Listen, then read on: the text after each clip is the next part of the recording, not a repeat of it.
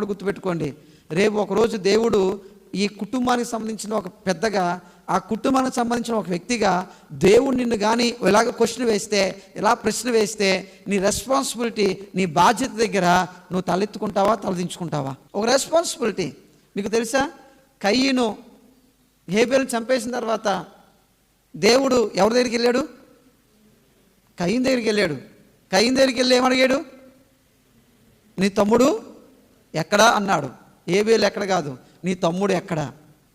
నీ తమ్ముడు ఎక్కడా అంటే తమ్ముని యొక్క రెస్పాన్సిబిలిటీ ఎవరిది? అన్నదే.